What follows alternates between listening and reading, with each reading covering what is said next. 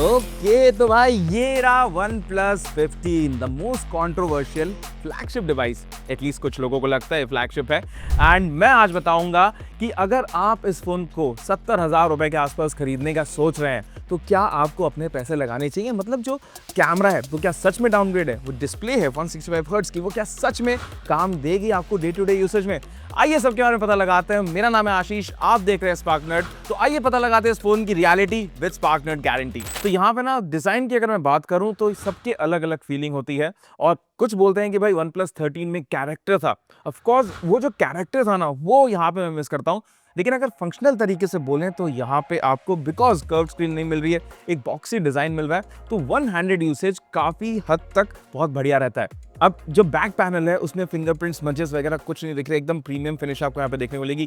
Camera module भी यहाँ पे थोड़ा सा छोटा किया गया है जिसके कारण वो जो वॉबली इफेक्ट था ना वो नहीं मिलेगा। तो अगर आप बिना केस या कवर के भी इस फोन को यूज करने का सोच रहे हो, बहुत रिस्की होगा लेकिन वो भी आप कर पाओगे। अब यहाँ पे एक चीज मैंने नोटिस करी कि भाई फोन जो है ना उसकी जो बड़ी बैटरी है उसके कारण थोड़ा हैवी है। अब यहाँ पे जिसको बड़ी बैटरी चाहिए उसके लिए काफी सही है। एंड ओवरऑल वेट डिस्ट्रीब्यूशन भी फोन का मुझे काफी ठीक लगा। सो आई वुड से कि ये जो डिजाइन है ना ऐसे स्टैंड आउट नहीं करता है कि भाई फ्लैगशिप दूर से लगे कि भाई फ्लैगशिप है। बट वही हमने सबने देखा है, भाई आईफोन देख लो, अगर आप दूसरे फोन भी देख लो, कि स्टैंड आउट होना जरूरी नहीं है, फंक्शनल होना जरूरी है। और वो फंक्शनैलिटी आपको यहाँ पे देखने को मिल जाएगी। अब डिस्प्ले दोस्तों अगला कंट्रोवर्शियल टॉपिक है, बिकॉज इस बार जो 2K डिस्प्ले है उसको 1.5K का कर दिया गया है।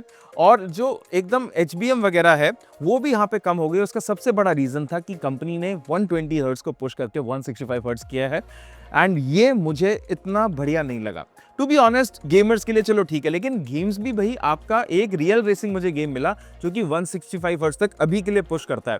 120 हर्ट्ज के साथ अगर 2K डिस्प्ले होता तो एक सॉलिड बहुत ही बढ़िया होती है। Of course touch sampling rate भी यहाँ पे आपको बहुत ज्यादा अच्छी मिल रही है जो कि गेमर्स ओरिएंटेड है। तो मुझे ये लगता है कि जो ये डिस्प्ले इन्होंने दिया है इस बार कूट कूट के सिर्फ गेमर्स के लिए रखा है। But as a flagship phone I would have said कि भाई आपको सब कुछ लेके रखना चाहिए था। अब देखो बात यह है कि डॉल्बी विजन आपको अच्छा मिलता है। नेटफ्लिक्स यूट्यूब में आपको ऐसे 1.5K 2K में डिस्प्ले नहीं पता चलेगा। हम ह्यूमंस हैं, हमें इतना ज़्यादा फर्क नहीं पड़ेगा।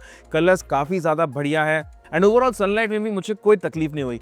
But again as a flagship अगर मैं सैमसंग वगैरह से कंपेयर करूं तो मुझे वो सैमसंग वाली जो डिस्प्ले की फीलिंग है ना वो यहाँ पे नहीं मिल रही। And 165 hertz is an overkill for 90% of the users, mark my word. अब बात करते हैं इस फोन के परफॉर्मेंस के बारे में। तो भाई स्पेसिफिकेशंस हम सबको पता है, उसमें टाइम वेस्ट नहीं करते। मैं इस पर्टिकुलर बारे में बात करना चाहता हूं कि क्या ये फोन गर्म होता है और होता है तो किस लेवल पे होता है। तो जब हमने इसमें performance and benchmark scores run किए तब ऑफ कोर्स ये फोन काफी गर्म हुआ, थ्रॉटलिंग वगैरह भी थी। एंड ओवरऑल जो हमें लगा कि भाई इससे ज्यादा अगर मतलब गर्मियों का मौसम होता तो फोन पता नहीं कितना ज्यादा गर्म हो जाता। अब ये बात सिर्फ परफॉर्मेंस एंड बेंचमार्क्स तक ही है। जब आप गेम वगैरह खेल रहे हो तो फोन वार्म हो रहा है, इतना ज्यादा गर्म नहीं हो रहा। एंड अगर आप आधी घंटा 1 घंटा गेम खेलना भी चाहते हो तभी भी आपको यहाँ पे ज्यादा प्रॉब्लम नहीं आएगी। गेम्स जो 165 हर्ट्ज इन्होंने बोला है वो अभी के लिए तो हमें सिर्फ रियल रेसिंग में देखने को मिली। बट आपको हाईएस्ट सेटिंग्स में आप कोई भी गेम खेल सकते हो, there is no lag whatsoever. एक और बात मुझे अच्छी लगी कि भाई जो टच सैम्पलिंग रेट है ओए होए मक्खन की तरह दोस्तों यहाँ पे गेम चल जाएंगे। एंड जहाँ तक 4K HDR ये सब वीडियोस वगैरह लेने के मामले की बात गर्म होती है तो वहाँ पे ऑफ कोर्स थोड़ा सा फोन गर्म हुआ। नेक्स्ट अब बात करेंगे कैमरा के बारे में। तो camera is something that I am not that, मतलब मुझे इतना ज़्यादा पसंद नहीं आया और उसके मैं आपको प्रोज एंड कॉन सारे बताऊंगा। अब यहाँ पे देखो हैसेलब्लैड की जो पार्टनरशिप थी ना वो चली गई है। एंड अब जो कैमरे का आपको जो मॉड्यूल जो सेंसर है उस सेंसर का साइज भी छोटा हो गया एंड ये एविडेंट है फोटोज में। अब यहाँ पे सबसे बड़ी जो मुझे प्रॉब्लम लगी कि जो कंसिस्टेंसी थी पुराने OnePlus के डिवाइसेस में कि आप नॉर्मल फोटोज ले लो, वाइड एंगल कैमरा से ले लो, तो जो ब्लू जो कलर शिफ्ट है या रेड कलर शिफ्ट है वो इतना नहीं होता था। लेकिन अब दोस्तों 19-20 नहीं 11-20 का फर्क है।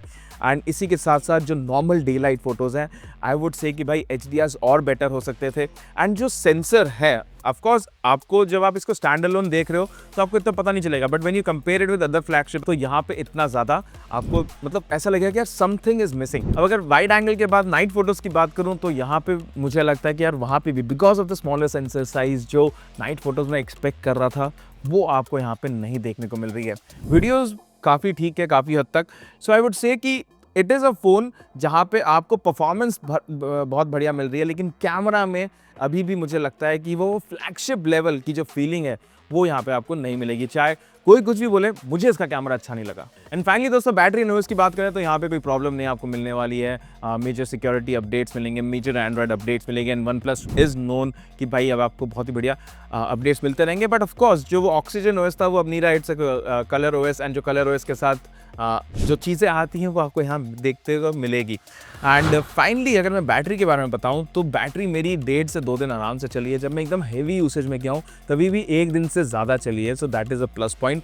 एंड उसके साथ साथ जो चार्जिंग स्पीड आपको मिल रही है, नथिंग लाइक इट। सो जहाँ तक बैटरी एंड ओएस का मामला है, they have covered it, and वहाँ पे कोई भी प्रॉब्लम नहीं है।